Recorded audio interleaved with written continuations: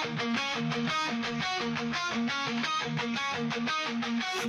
the shadows where the whispers grow, through the night where the warriors flow, feel the power in the tales untold. Lord Ninja Choke takes a strong hold. Hello everyone and welcome to episode 14 of the Lord Ninja Choke MMA Picks podcast. Today we're breaking down Vegas 109, headlined by Dolidze and Hernandez in the middleweight division. So to begin with, we're going to break down our results as always. At the last event, we went 2 out of 3 with our picks. We had a very hot underdog pick with Chris Duncan. Will picked him last week, and he came through in an epic clash against Hernandez. Josh picked Rinya Nakamura, who was probably the best lock on the card. He won pretty early in round 1 against Fletcher, and I had the dud of the card picking Tresean Gore against Rodolfo Vieira, he was never going to win. And we also have our individual picking stats now listed on the left, along with the full results to date. So we're picking at 72% accuracy for average odds of 1.87.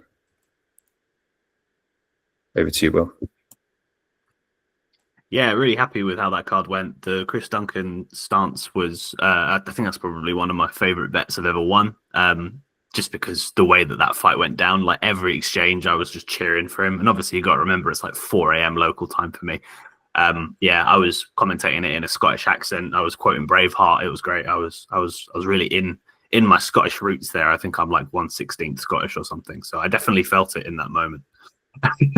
Aside from that, I had a nice little comfortable parlay on Piero Rodriguez and Esteban Ribovic, which came through. I mean, Piero wasn't super comfortable. I wouldn't have said that was particularly a valuable bet, but nice and easy. As well as capitalizing on Austin Bashi's inside the distance angle. I think the books were scrambling to get the line out for that one and didn't know what to do. So putting him to win in under 2.5 rounds at -125 was a bit of a crazy price. So very happy to have got involved there.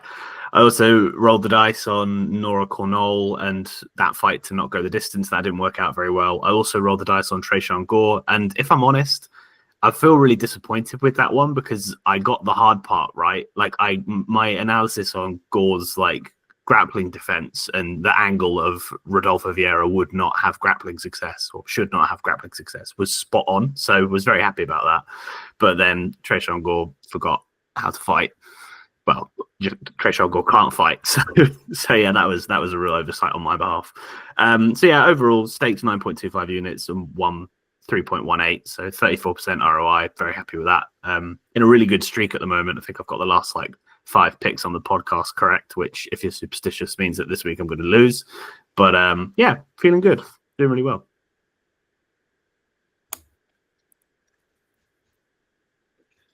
Yeah, well, I'm not superstitious, so I think the streak will just continue. And we're obviously doing really well. And thanks to Will for breaking down Chris Duncan last week, because then I looked into it and I bet him. I wasn't doing the Braveheart impression while watching the fight, but I was certainly getting very excited, animated. It was a great fight, and he clearly won, in my opinion. I heard some people saying that it might have been, a bad decision, but for me, it was just because the strike count is in one direction. I think it's pretty obvious when you're staggering an opponent. There was at least 2 times where Hernandez just stayed upright because he's so tough, but he was literally staggering on his feet backwards. It was, he took a lot of damage, and hopefully he's okay now. I also had Magny money line, and I was also thinking about increasing that from 1 unit. Hindsight's 2020. He looked brilliant, and he finished Zaleski in the second round. The one, red mark on this almost perfect slate was Tresean Gore, who is his ass, frankly. He did manage to stuff the takedowns of Rodolfo, but he got completely outboxed by BJJ expert and just didn't throw hands. He has low volume and doesn't know how to fight, as Will said. And then everything else, I anchored a lot of stuff to Nakamura. He's in 3 of these parlays I had, so thanks to Josh. So my co-hosts really helped me out. This was definitely a product of teamwork. And now hand over to Josh. Yeah, this is a classic example of picking great but betting badly. What I mean by that is my picks went well. My locks hit. My accuracy's gone up a bit, but when it comes to profit, I kind of made not much. Normally when I make profit, it comes from the alt bets because they're usually heavy with the odds. But I am happy that the parlay hit, so that's great. But yeah, four perfect predictions to start off the card, and then mildly okay results afterwards. A bit peeved about the Cornoli and Rombeski pick because obviously they did not do too well. But yeah, I was confused. I was confused as to how Zaleski went from surviving to dying. So that was a bit of a weird fight to witness. But yeah, other than that, I'm relatively mildly happy about what transpired this last weekend.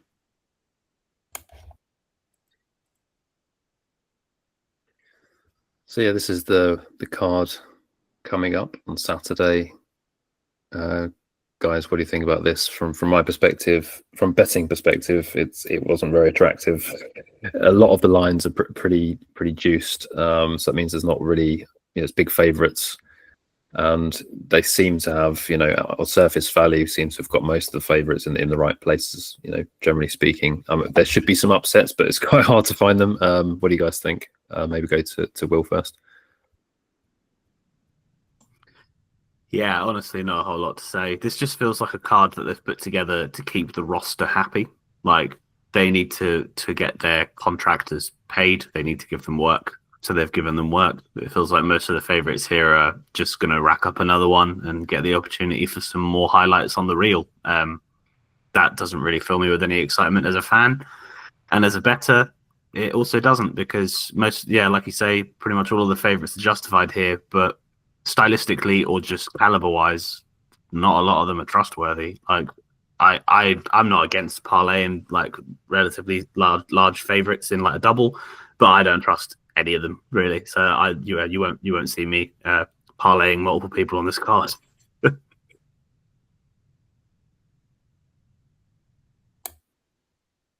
Josh, what are your thoughts on the card? Oh shit, sorry. Yeah, it's a pretty decent card. I mean, like I know that you guys don't see much excitement in here, but as a picker, I do. This is my prime card, I reckon. No, I'm kidding. But ultimately, each fight has its own little story, I suppose. The main event's pretty good for an Apex card because it's between two rather boring fighters. I mean, I can't wait to hear the crowd of 5 people cheer as they announce each other's names. That's going to be pretty cool. The Ursig and Osborne fight is looking to be an Ursig win, honestly. Like, I mean, when Ursig was scheduled to fight Park, I was like, well, that's fascinating. But now Ursig is fighting Osborne, and now that's obvious. Angela Hill and Lucindo is a fight that Will's going to break down, and I can't wait to hear about it. But from what I can see, and maybe I'm spoiling it for Will here. I'll try not to. But I reckon there's going to be an upset. That's my first thought here. So I'll let Will do his expert breakdown for that one. Fili Rodriguez, pretty interesting. Rodriguez has failed a few times as a favorite, and that concerns me. But ultimately, I do think that the matchup does favor him a bit here because Fili is as readable as a billboard. So there's that. Jun Matsumoto versus Miles Johns. Matsumoto's last fight against Rob Font was on short notice. He did really, really well considering that he was on like a week's notice. So I'm looking forward to see what he can do on a full camp against a veteran like Miles Johns. I am a huge fan of Christian Leroy Duncan. In my write-up, you will see me basically belate that guy. He's great. I can't say anything bad about him yet. And he is fighting a 38-year-old, so really it should be a one-sided fight. Julius Walker, Sakura, yeah, who cares? I mean, there's gonna be a finish there. Like, come on. Elijah Smith. I think he is new. I don't know who he last fought, but he is a heavy favorite. I don't know why he is a heavy favorite, but like we'll soon find out. Edwards Cachoeira is a fight that I don't recommend anyone to watch. It should be deemed unhealthy, and or even sadistic. Like if you watch that fight, poor, you are nuts. Medic Urbina, you know, it's a fight that involves chins and the chinless, right? You know, I mean, we're gonna see someone get knocked out. And for the first fight of the night, if the card order isn't messed up after this episode is posted, Stoyarenko does look to be a really fascinating lottery ticket underdog kind of person because she does have good grappling, good judo, good stuff on the ground. And Fernandez does tend to take fights to the ground sometimes, and that kind of could lead to an opening for Stoyarenko to upset the odds early. And yeah, that's my chatter for this card done. Yeah, thanks for the overview, Josh. And just so everyone's aware, these are the fights that we're focusing on today. So starting with the main event, we have Roman Dolidze taking on Anthony Hernandez in the middleweight division. It's the bull and the matador, so to speak, as Dolidze is he's stacked, man. He's built like a bull, and Hernandez is rather unassuming. So he doesn't look like a professional athlete when you see him standing in a cage. He just looks like a regular guy.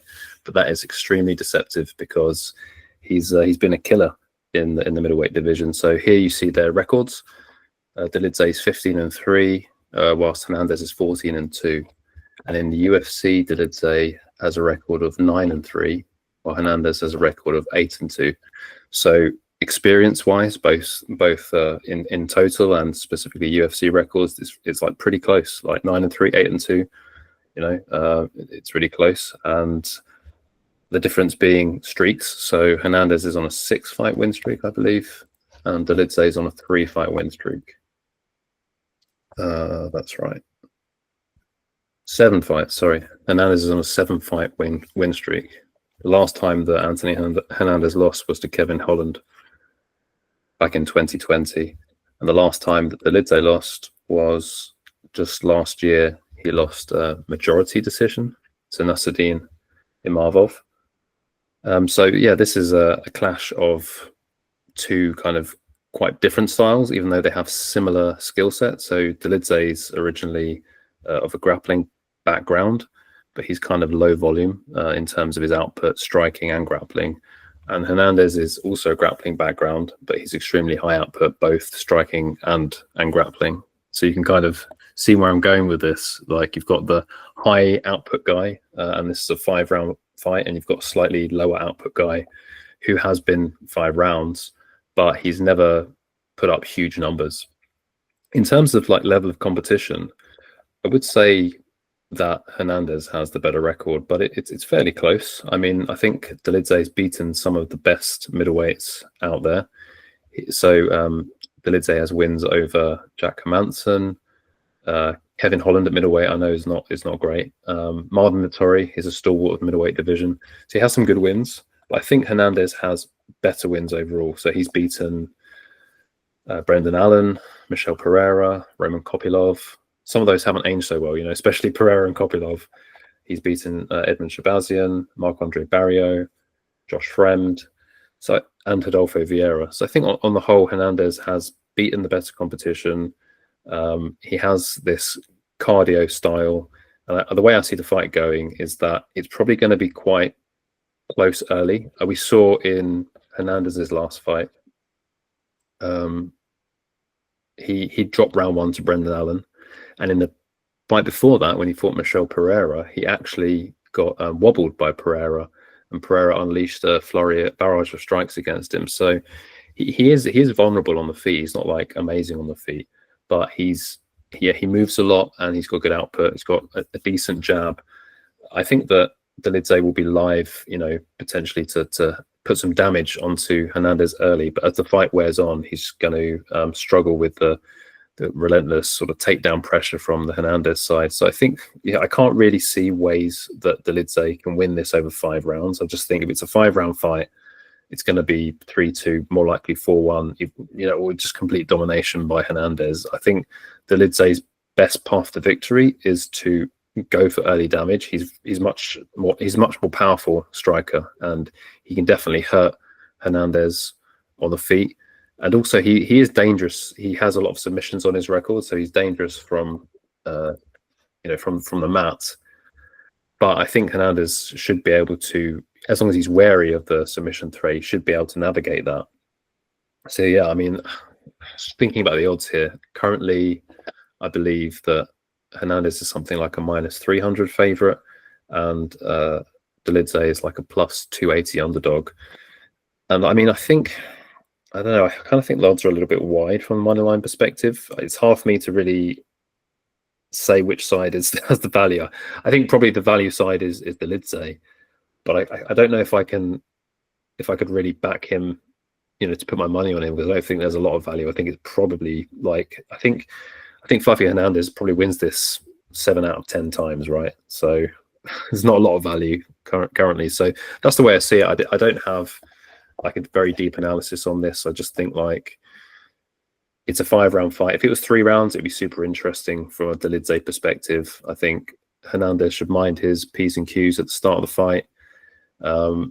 Just do what he normally does, like shoot for takedowns, try and wear on the big muscly guy that is Dolidze. Dolidze is going to struggle as the fight goes on. Could Hernandez finish him late on?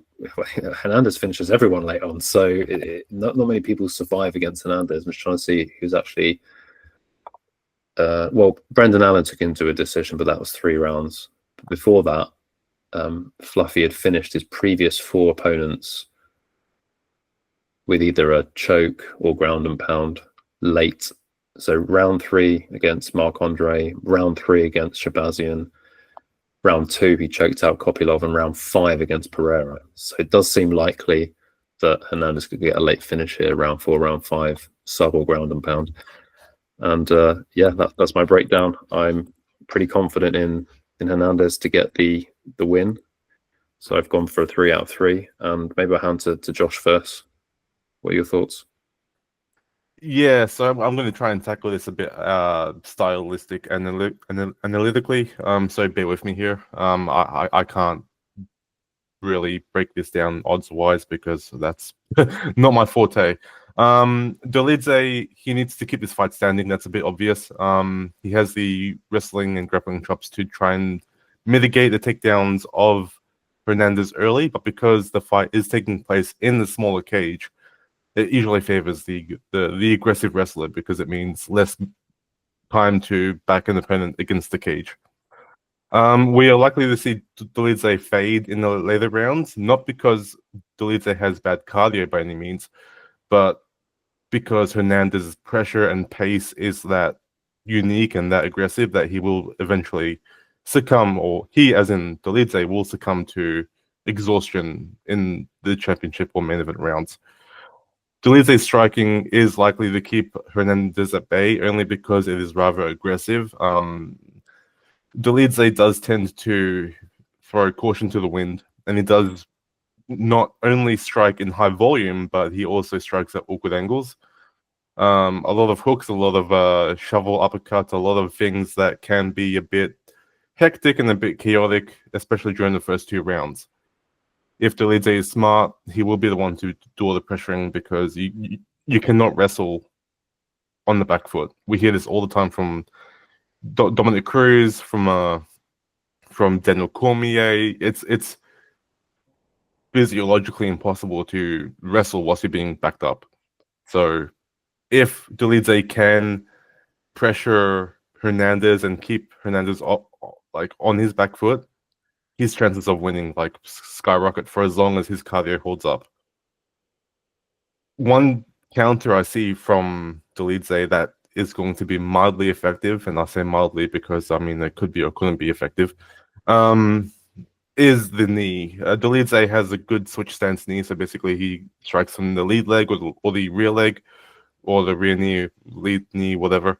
But essentially, we have seen in the past that a knee up the middle can be great for a fighter that is trying to keep a blitzer away from them, right? We saw this with De Ridder and Whitaker. De Ridder blasted those knees over and over again, and Whitaker was a bit dissuaded from approaching De Ridder. I see a similar case here in which Hernandez gets blasted by knees and is then a bit hesitant. Although I do expect that hesitancy to be temporary, only because eventually the pressure and the pace of Hernandez is going to get to Dolidze.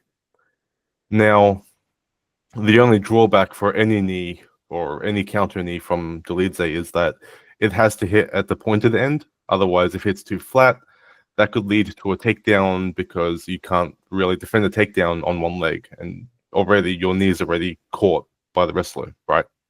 So ultimately, I do think that Dolidze has a bit of a chance to win here, but I have pretty good confidence that Hernandez can get it done because this is a 5-round fight. He has more time to work. He has this smaller cage to help him get the fight to the ground because, these guys are big. These guys are tall and lanky, so it's not going to take much for Hernandez to back Dolidze up against the fence and then take him down and just work brilliantly for the rest of the round. So my pick here would be Hernandez, and I will upvote it +1 in the confidence meter to high. That's reassuring. We'll get that upvoted in a second. Will, do you have anything to add?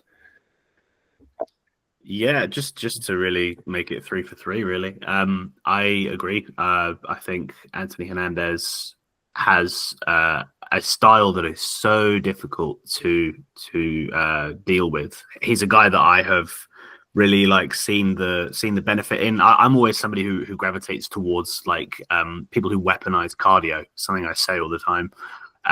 So he's definitely been the guy for me. So I've backed him on this journey quite often. I was very, very confident in him against Michel Pereira.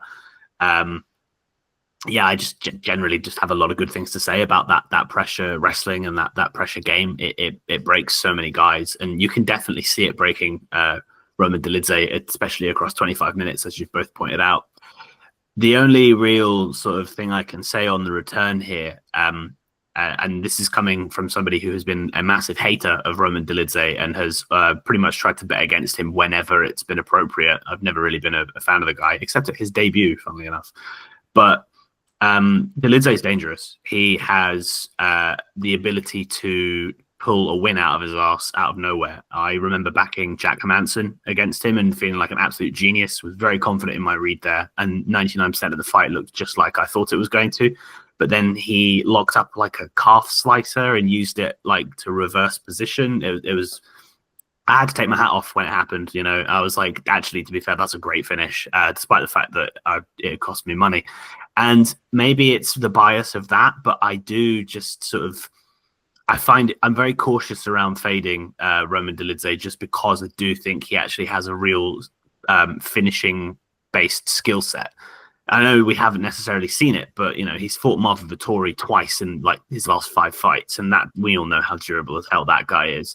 I feel like Roman Dolidze's potential for a finish is something you have to be very careful of. And when we're talking about -300, -350 odds on the favorite here, I'm spooked by that. I would not touch Anthony Hernandez at these odds simply because Dolidze has the potential to catch an early finish on the feet. He has power. And as we started with, Dom, with the breakdown, Hernandez, he's not very athletic. He's not very physical. He's not very muscular.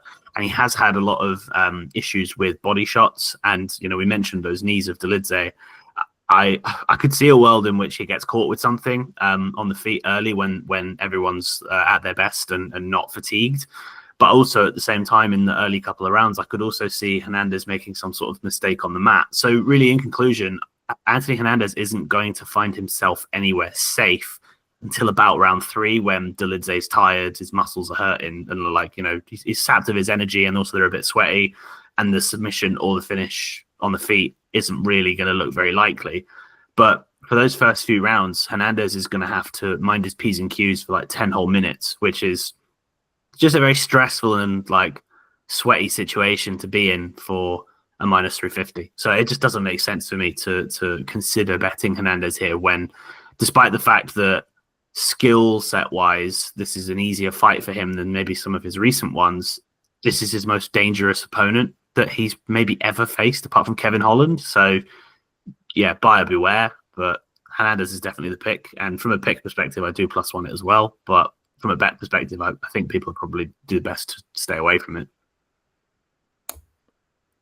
Yeah, thank you for adding something which I definitely failed to mention, slightly overlooked, is the finishing upside of Dolidze. Just checking his record, and of his 18 professional fights, half of the fights he's finished in rounds 1 or 2. So that just highlights his lethality in the early rounds, like you say. If you could survive the 10 minutes, then his your chance of survival goes up considerably. So with Josh and Will's upvotes, we've gone from a medium confidence to a very high confidence pick on Anthony Hernandez. And now we can move on.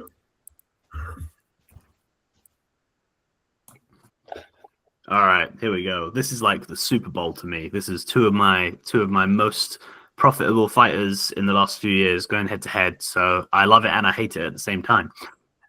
Historically, I have just had moneyline dominance on both of these women, betting against them and for them at the same time. So with Lucindo, I bet her against Viana, bet her against Marina Rodriguez, and then I faded her against Amanda Lemos. So a very key turn in my belief in her up to her recent bout, which I'll talk about in more detail.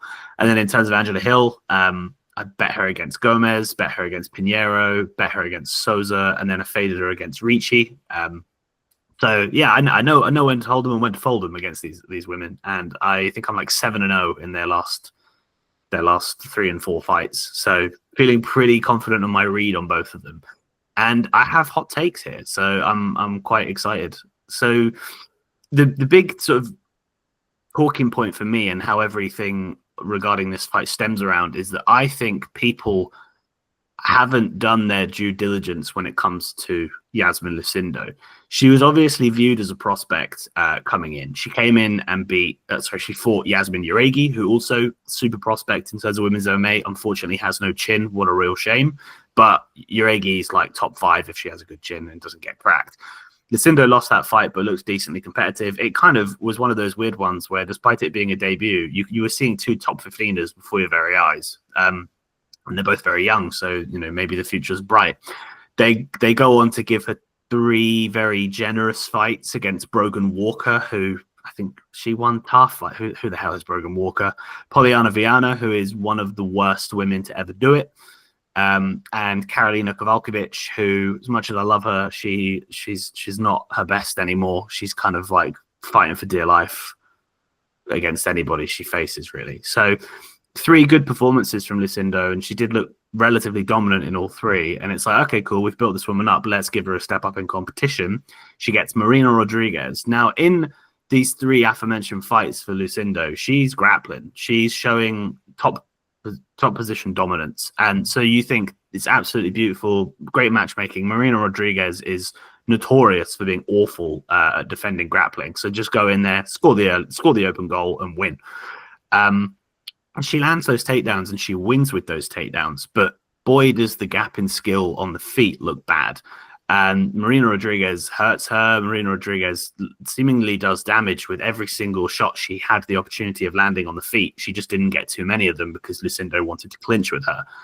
And as somebody who had, literally backed Lucindo all the way up to that point, I just jumped off the hype train then and there. I was like, she's hit the ceiling as far as I'm concerned. It's too much. Like she can't handle the striking, and she's a small girl. She's young. You can't expect her to be landing takedowns. And also in that Marina Rodriguez fight, she did nothing with her top control. She got stood up from mount because she wasn't doing enough with it, which is insane. So definitely some things that really need fixing there. Then she goes to face Amanda Lemos, who is a very similar strengths and weaknesses to Marina Rodriguez, but just a little bit better.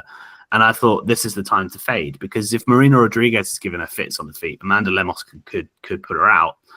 And the fight didn't go that way, but what we then saw is just a complete lack of physicality from Lucindo really did let her down, and she was just out grappled in the clinch almost entirely in the fight, which allowed Amanda Lemos to land takedowns. And from there, Iasmin Lucindo is awful off her back. Who knew? Because she's been so dominant up to this point. We hadn't really seen that happen very often. But she had no get-ups. She had very little to offer. She just let Amanda Lemos just lie on top of her for 15 minutes, which was great for me because I'd bet the underdog there, but really boring fight. Anyway, that's a lot of detail. The reason that I say all of this is that I think the odds makers are mistaken. Basically, Lucindo was being brought up to be a big prospect. She gets her top 15 win against Marina Rodriguez. But if you watch that fight back, it's very fair to say she might have lost that fight. She fumbled all of the things that she was supposed to be good at, and she showed real weaknesses in certain areas too. And we've seen those weaknesses be exploited a bit more. So when you compare all of that to Angela Hill, I think Angela Hill is not the better striker of the two of them, but I think she has a lot more tools that will be better at awarding her minutes and awarding her rounds. So Angela Hill is quite high pressure. She uses a jab. She's pumping the jab all the time.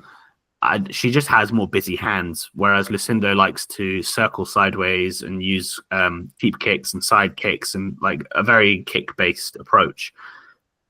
Neither woman has any real particular power either, which basically makes me think that Angela Hill doesn't necessarily need to worry about like respect and being overly cautious. I think she'll allow the fight to sort of take place at her own tempo on the feet. And I just see Angela Hill probably winning more rounds than she loses purely at kickboxing range. But then if we go into the clinch battle, which I think is going to be really key here, given that that's how Lucindo enters into all of her takedowns. If she wants it to the match, she goes via the clinch. Angela Hill has always been very good in the clinch. She's very compact. She's a very strong woman. She's hard to control and move around in the clinch. And she also has pretty good elbows and knees in close, which hopefully should be able to put Lucindo off. And Hill's shown good takedown defense from the clinch in recent fights compared to single and double legs, which has been more her weakness over her career. So, you know, in a world where we've seen Lucindo and her physique kind of not showing up against certain fighters and her looking a little bit undersized, I think maybe she's not undersized here against Hill from like a height and reach perspective because they're identical almost. But I think in terms of just like strength and stockiness and compactness, I really think Hill can thrive in that clinch. And I think at the very least she can keep the fight standing and, you know, pivot off the cage and just prevent herself from getting put in the moments where she's going to get taken down by Lucindo.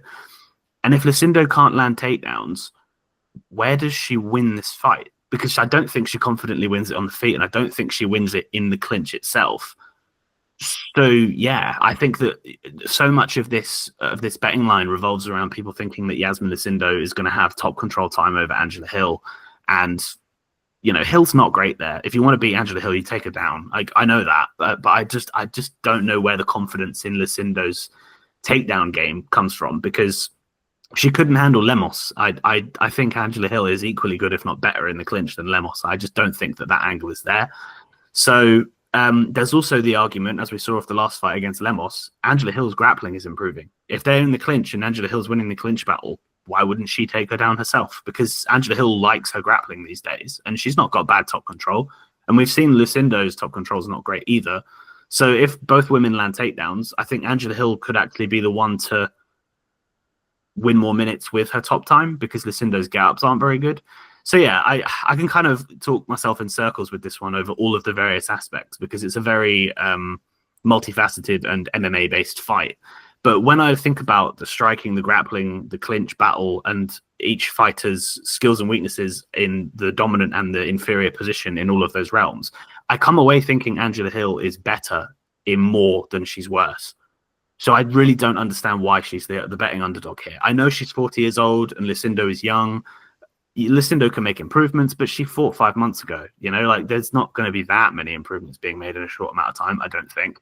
And Angela Hill is getting better. She's got this weird aging like a fine wine kind of thing, which is amazing to see. It's honestly one of my favorite narratives I've ever seen in MMA. The way that she's getting better in her 40s is incredible. But yeah, I'm a big Angela Hill fan. I'm probably the only person in the world who's ever said that sentence, but here we are. I think she's being disrespected, and I think the only reason for it is because we thought Lucindo was a prospect, and to some people she's just taken her first L.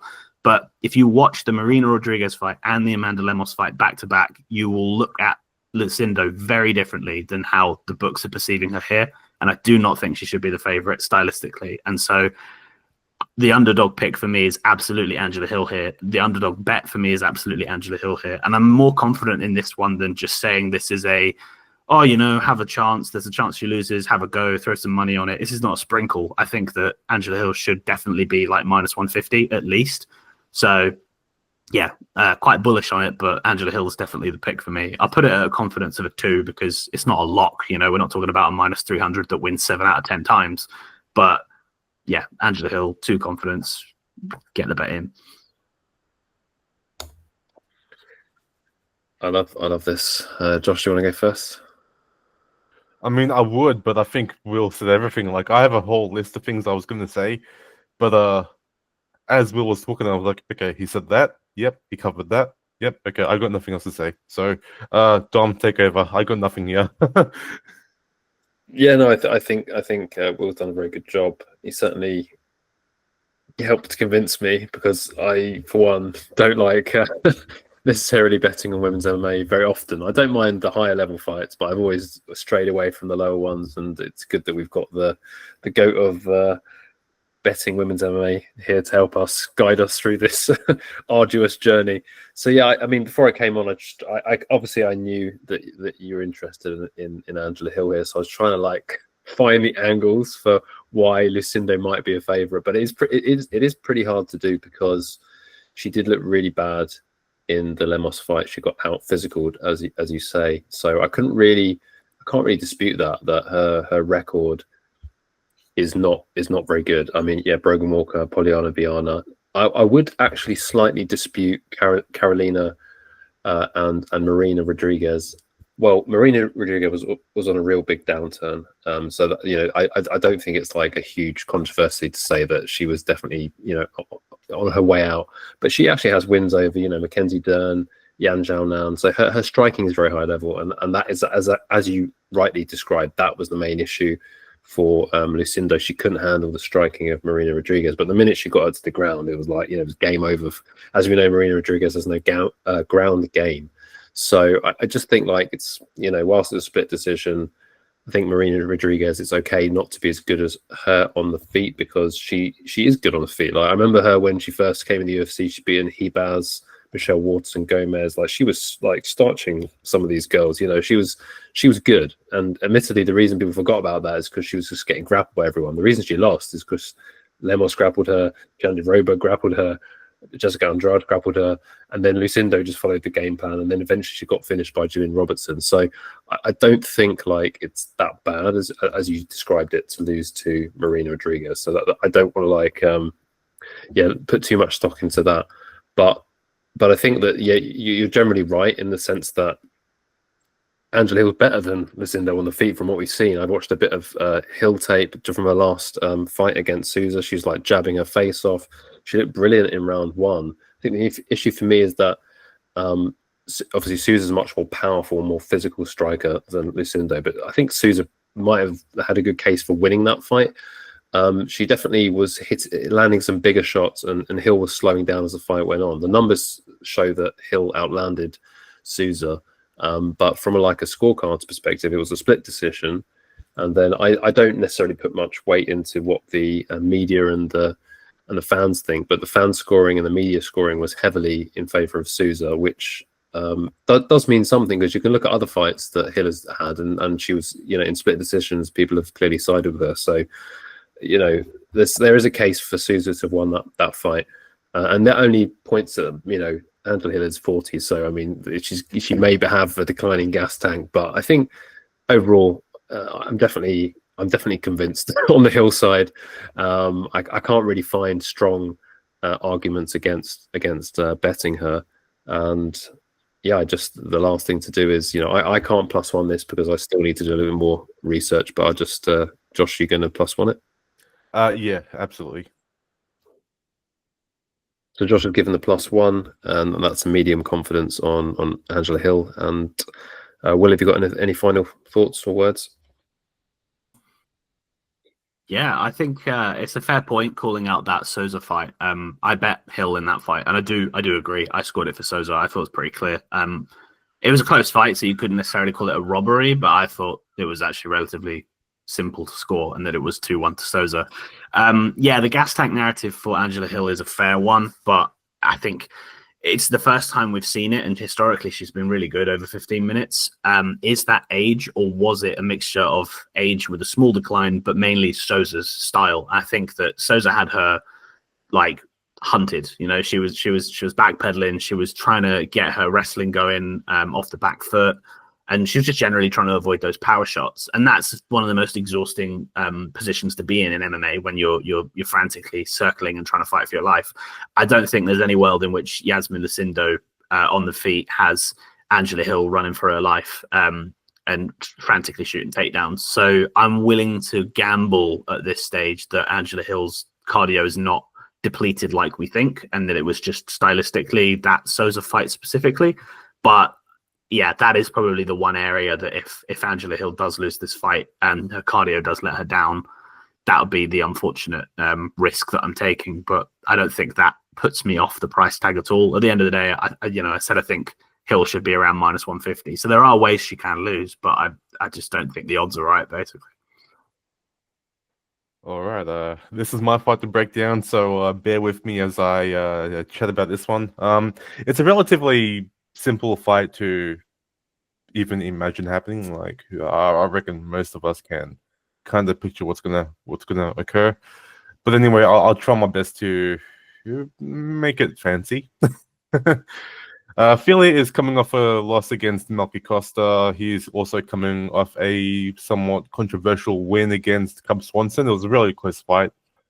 He is 12-11 on his UFC record, so obviously he is experienced, but he also has experienced some hardship and loss.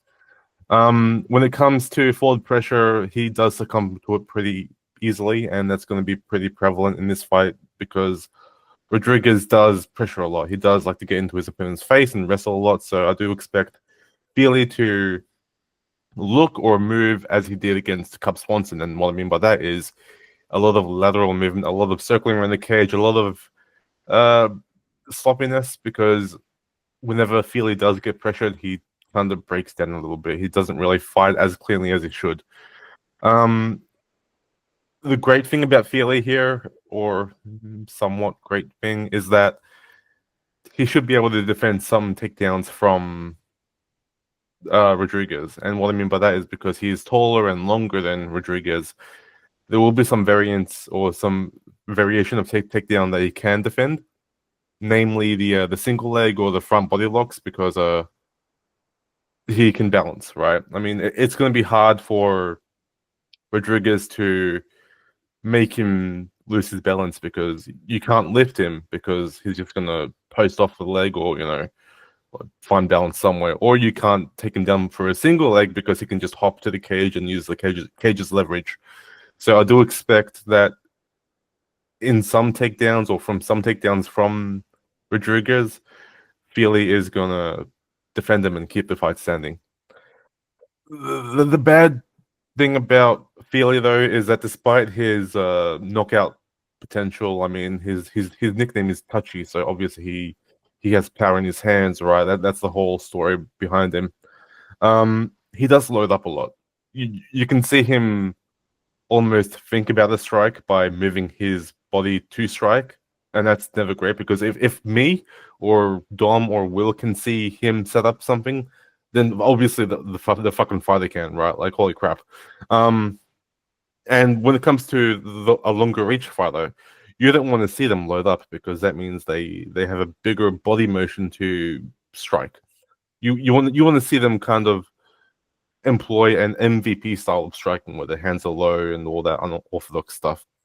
Anyway, the one thing that I've noticed about Fili is that when he's being pressured, and this was pretty prevalent during his Cub Swanson fight, he cannot simultaneously strike and move.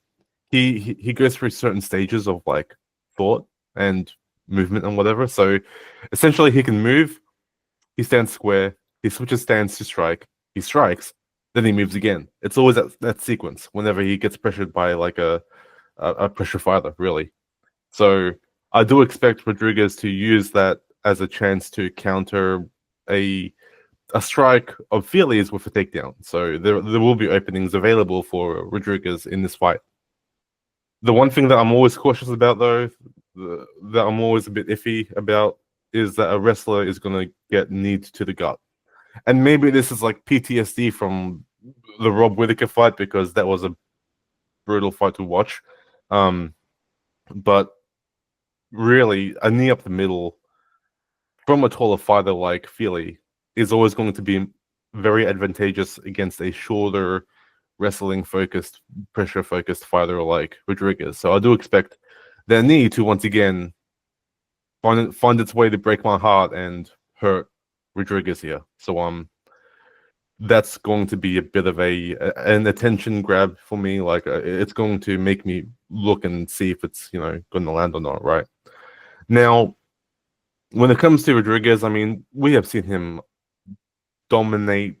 No, not dominate, but like match the tenacity of younger fighters. We have seen him really be a highlight reel fighter by simply disrupting a fighter's game plan. I mean, we've seen it with all these young prospects and all that stuff. He's a really, really consistent fighter. I do think that the smaller cage, as I said in the Dolidze and Hernandez fight, the smaller cage favors the wrestler here, and given that we expect, or I expect, to see Rodriguez to pressure Fili against the cage, we're just going to see the Fili circle around the edge of the cage throughout this whole fight. When it comes to the takedowns of Rodriguez, I do expect, as I said before, Fili to defend some, and I kind of have an angle on what kind of takedowns we will see land effectively, and I believe those takedowns are going to be ones that take a leg out from the other fighter.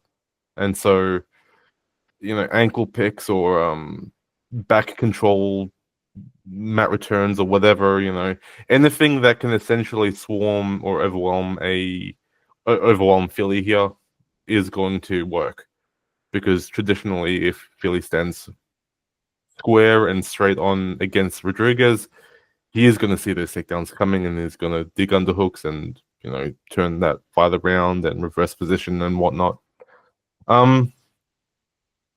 Visually, from a judging perspective, and which sounds freaking weird, but visually, I do expect Rodriguez to look more appealing to the judges. Right, he's going to score them more points if he employs his style correctly, because no matter if Fili does land a strike or two, Rodriguez is going to be on Fili. He's going to be stuck to him like a fly on shit, right? So, in conclusion, because this is not really a long breakdown by any means, in conclusion, Rodriguez should win this fight. He has the slight speed advantage, and his wrestling transitions are faster than Fili's defensive adjustments for the most part. I do hope that we will see some chain wrestling, of course, because, as I said before, a single style approach will not work against Fili being the shorter wrestler. So we need to see him overwhelm Fili in those wrestling transitions to be effective. Ideally, the most successful takedowns I see Rodriguez hitting are the ankle picks, because he is shorter, so he can lean down and use that shorter stature to just grab the ankle and rip it out from under Fili. Or we can also see anything stemming from back control, so maybe a body lock leading to an outside leg trip, or whatever the judo terms or wrestling terms are called. But yeah, as indicated, my pick here is Rodriguez. I think he's got this one with some slight risk, because Fili does have a puncher's chance here. But ultimately, yeah, my confidence level here is it's relatively low for my standards, but I do think that, I mean, wrestling has always been a dominant aspect of the sport, and Fili has always been a bit of a iffy fighter to predict or to even bet on or whatever. So yeah, I'm going to keep it low in terms of confidence, and And yeah, it should be a good fight. Thanks for the breakdown, Josh. Will, do you want to go first? Yeah, I don't really have a whole lot to add off of that very detailed breakdown there. Honestly, like looking at this fight from the moment I saw it had been booked, it's really weird to see Christian Rodriguez. I always want to call him C-Rod. It's weird to see C-Rod facing somebody who is not a high pressure wrestler, because that archetype is something that for some reason Rodriguez always seems to fight. And whenever he's not against that, I feel like I don't know him. I feel like I don't know him at all, because he's been such a consistent underdog angle for me. I bet him against Raul Rosas Jr. the first time, then I bet him against Isaac Delgarian, which was very iffy, but glad to get the win there. And then I also bet him most recently against Austin Bashi. So that's a great angle, and I think everyone knows and loves C-Rod for that reason. But he's 2-2 in fights where he hasn't faced a pressure wrestler. And he has losses to Melk Costa and Julian Erosa, with wins over Cameron Simon and Josh Weems. So, like, whilst we think we know him and we think we know his like actual overall caliber, he's a guy who fights in reverse a lot of the time in all of those pressure wrestler fights, where he has to sort of dismantle the offense first before he can get his own offense going. And it's a very different fight for him here, because he's going to be the one sort of like asking the questions and like leading the dance in a way, because yes, Andre Fili is going to have questions for him on the feet when they're fighting at distance, because Fili, despite the fact that he is declining, is still a competent minute winner and a competent striker, I think. But it's on Rodriguez to be the one to ask those wrestling questions and get that grappling angle to the fight going. And I just don't know how much confidence I actually have in him in a fight where he is supposed to be the one leading the dance. And that's not to say that he can't do it here. I haven't really gone into enough detail. But for me, Christian Rodriguez is a guy that you back as an underdog when people expect him to get mauled, not a guy that you trust as a favorite. And that loss to Julian Erosa kind of really demonstrates that, because he was a favorite there. I think he was like a minus 300 favorite there. I think he also might have been a favorite when he fought Melk Costa. Yeah, he was. He was minus 180 at close. So, yeah, backing Christian Rodriguez as a favorite is a scary thing to do from a betting perspective. But, yeah, I mean, Andre Fili, what does he have left? He's certainly on a decline. It's not a very, brutal one. He's not getting, like, finished by everybody and, like, his chin's made of, like, dust, but he is getting finished a lot these days, whether that's by submission or by knockout to guys like Dan Ige, which you can't really blame him for.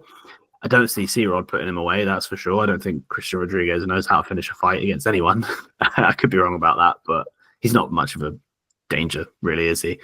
So yeah, it's just such a different fight that I don't know how to feel about it. So I'm very cautious and therefore won't be sort of thinking about it from a betting perspective. I will +1 it though, on the confidence scale, because I do think Christian Rodriguez is the better fighter at this stage in their careers, and that he should be the one leading the dance and therefore should be the one winning the minutes. So I do agree with the overall pick. I just couldn't get there from a betting perspective at all.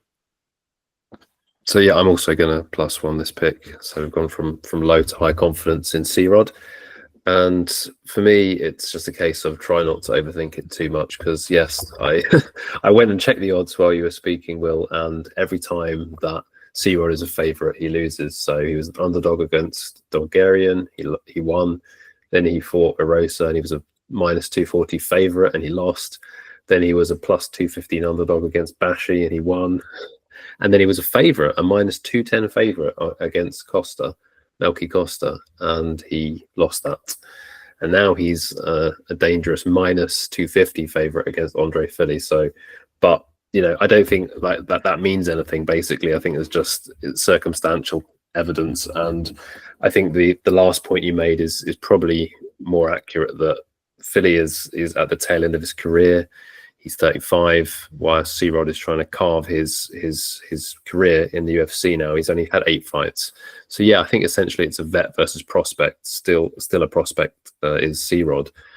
It is concerning that Fili has had 23 fights in the UFC. So he's had 3 times as many fights as C-Rod. That's quite a big disparity. So I do think as you already mentioned, Will, that Fili, you never know what to expect from him. I think Josh said that as well. So he's going to be bigger. I think that wasn't mentioned either as well. C-Rod is not a very big featherweight, right? Because he's fighting at featherweight because he's missed weight twice. He missed weight against Raul Rosas and he missed weight against Cameron Simon. Basically, they said to him, look, you missed twice. It's probably 3 strikes and you're out. Like, and he probably thought, okay, I'll just go up, and that's probably the easiest thing to do. But he always looks a bit smaller than his opponents, and here he's going to be shorter by 4 inches and have a 3-inch reach disadvantage. But I think he's going to do all the things that Josh mentioned. He's going to pressure. He's going to be higher volume on the feet and shooting and spamming takedowns. And the only question is how good is Fili's takedown defense? Well, looking on the screen, it's pretty good. It's 70%, and the last person to take him down, it was a while ago since he was actually taken down. I have to actually find that stat, but not have him in front of me. But he's pretty good at defending takedowns. But I think C-Rod will be relentless. Like, as you mentioned, he's good in transitions. He'll chain it together. He will get Andre Fili down. But I think there is that question mark. So if you're taking the C-Rod money line at minus whatever it is, 250, it doesn't seem to hold a lot of value. But I think he is the side. And just Josh, have you got any final thoughts? Yeah, when looking at the takedown defense of Fili, the only thing I can really think about when it comes to why that's so high is because he does train out of Team Alpha Male. I mean, that gym is typically really good at training wrestlers and all that stuff. So,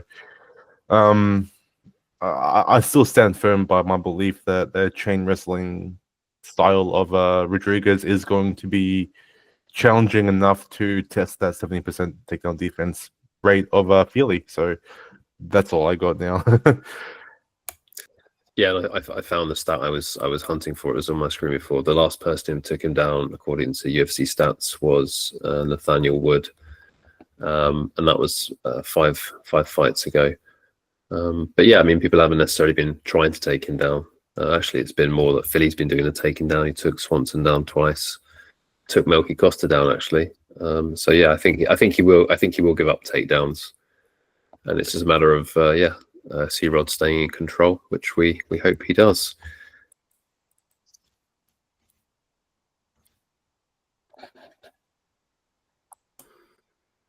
So yeah, over to the bets for the card. Going to be a small slate for me, I think. Angela Hill, definitely the one I'm most interested in. I'm probably going to have 2 units, maybe a little bit more on that. Don't really know what the betting odds are currently doing at the moment. I saw Hill went all the way up to plus 180 about a day ago, 24 hours ago, Sunday night. But it didn't last very long before it came down again to plus 160. So it's kind of teetering on a different spot. Don't really know where it's going to go. Hoping to get like around the plus 170 mark, and then I'll probably pull the trigger. But I like Hill anything plus money, so I will definitely be betting it. I've also bet Jocelyn Edwards in a parlay with Carlos Prates. That's obviously across 2 cards. Prates fights on the pay-per-view next week. I just think that Jocelyn Edwards has a decent enough defensive awareness on the feet against Priscilla Cachoeira, but has a very big grappling advantage. So kind of expect a very similar outcome to the Cornell versus Rosa fight in that one, I'm thinking. And then finally, Julia Stoliarenko faces Hernandez. Every time Stoliarenko fights, I'm very interested in playing around with some props because she is so round 1 submission, specifically an armbar finish or bust. And when she doesn't get it in that first round, she completely falls apart. So women's MMA, they're always a bit gentle on the commitment to the fight ending inside the distance, because Julia Stoliarenko is the equivalent of a heavyweight in women's MMA terms in terms of her finishing ability. When we have 2 scary heavyweights fighting, you get like minus 700 on the fight to not go the distance. I don't know what the odds are going to be for this one, but I reckon there'll definitely be some meat on the bone in terms of the fight not going the distance.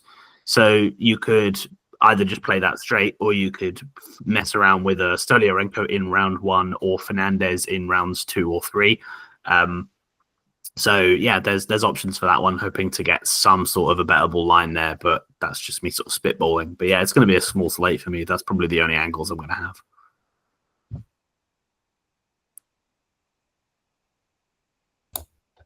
Yeah, it will be a small slate for me as well this week, most likely. I haven't bet any of these. These are just the thoughts I'm having at the moment.